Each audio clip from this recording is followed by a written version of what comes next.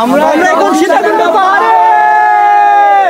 আজকের ভিডিওতে আমরা আপনাদেরকে দেখাবো অল্প টাকায় কিভাবে আমরা সীতাকুণ্ড পাহাড় সহ গুলিয়াখালী সি বিচ দেখতে পারলাম ঘুরে। সবকিছু দেখার জন্য এবং জানার জন্য অবশ্যই আপনাদেরকে সম্পূর্ণ ভিডিওটা না টেনে দেখতে হবে, তাহলে আপনারাও খুব কম বাজেটে দেখতে পারবেন।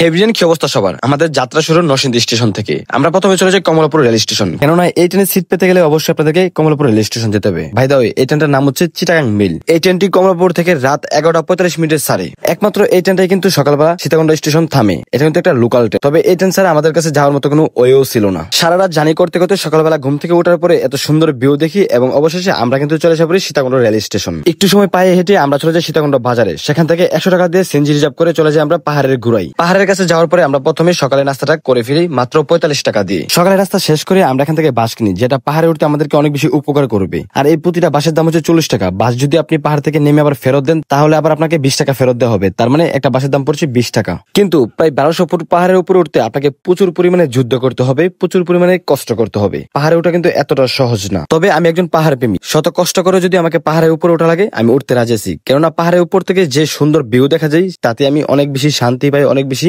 আনন্দ পাই, অনেক বেশি ভালো লাগে আমার। আমরা যখন পাহাড়ে উঠি তার কিছুক্ষণ আগে কিছুটা বৃষ্টি হয়, যার কারণে কিছুটা পিছলা ছিল আর আমি উঠতে গিয়ে কিছুটা হিমশিম খাচ্ছিলাম। তাই আমি আপনাদেরকে সাজেস্ট করবো নিচ থেকে আগে আগেই হ্যাংলেট কিনে নেবেন, যেন পিছলা থেকে বাঁচতে পারেন আপনি। অবশেষে কিন্তু আমরা প্রথম যে মন্দিরটা রয়েছে ওইটাতে উঠে গেছি। এই মন্দির দেখার পর মনের ভিতরে অনেকটা শান্তি কাজ করে। চলেন আপনাদেরকে ড্রোন দিয়ে দেখাই যে কতটা সুন্দর লাগে এখানকার ভিউটা, যেটা দেখার পরে মাথা পুরাই নষ্ট হয়ে গেছিল আমার। আর এত সুন্দর দৃশ্য দেখার জন্য কিন্তু মানুষ দূর দূরান্ত থেকে প্রতিদিনই চলে আসে এই চন্দ্রনাথ পাহাড়ে। অপরূপ সুন্দর জায়গা এই চন্দ্রনাথ পাহাড়ের দৃশ্য দেখার জন্য বাংলাদেশের বিভিন্ন জায়গা থেকে প্রতিদিনই অনেক মানুষ আসে, কিন্তু অনেকে উঠতে চাইলে উঠতে পারে না। অনেকটা পরিশ্রম এবং অনেকটা কষ্ট করা লাগে তার জন্য।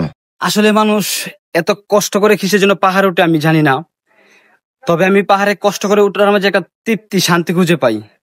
আর এই কারণে আমি বারবার পাহাড়ে চলে আসি।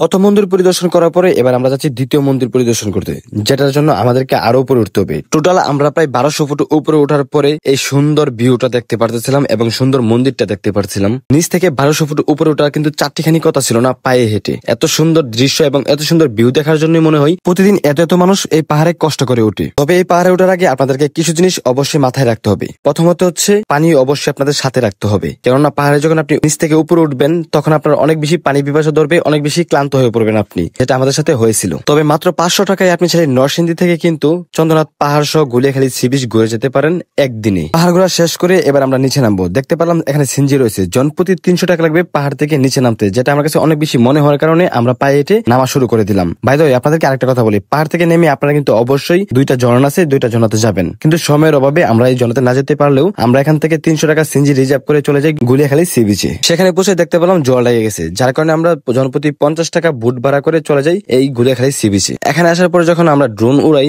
দেখতে পেলাম এত সুন্দর ভিউ, যেটা যা বলার বাহিরে। বলতে পারেন যে গুলিয়াখালী সি বিচে এই প্রথমবার আমার যাওয়া। এর পাশে দেখতে পাচ্ছেন সুন্দরবনের মতোই দেখতে একটা অংশ। এত সুন্দর যে এই জায়গাগুলো যা ভাষায় প্রকাশ করার মতো না। চাইলে আপনারা বিকাল বেলার সময়টা এখানে কাটাতে পারেন, কিন্তু মনে রাখতে হবে চট্টগ্রাম যেতে হলে আপনাদেরকে বাস ভাড়া লাগবে 70 টাকা, আর মাত্র 20 টাকা হলে আপনারা কিন্তু ট্রেনে করে যেতে পারেন চট্টগ্রাম স্টেশন। তার জন্য আপনাদেরকে অবশ্যই 5:30 ট্রেন ধরতে হবে। সীতাকুণ্ড থেকে বিকাল 5টা থেকে 5:30টার ভিতরে 2টা ট্রেন থাকে। এর মধ্যে যে কোনো একটি দিয়ে আপনি চলে যাবেন চট্টগ্রাম স্টেশন। সেখান থেকে রাত 10:30টার সময় কিন্তু ঢাকা মেল ছাড়ে, সেই ঢাকা মেলে করে আপনি আবার নরসিংদী ব্যাক করতে পারবেন। ভিডিওটি যদি ভালো লেগে থাকে অবশ্যই কিন্তু লাইক, কমেন্ট, শেয়ার এবং পেজটাকে ফলো করতে কখনোই ভুলবেন না। দেখা হবে নতুন কোনো ভিডিওতে আপনাদের সবার সাথে। ততক্ষণ পর্যন্ত নিজের প্রতি খেয়াল রাখুন।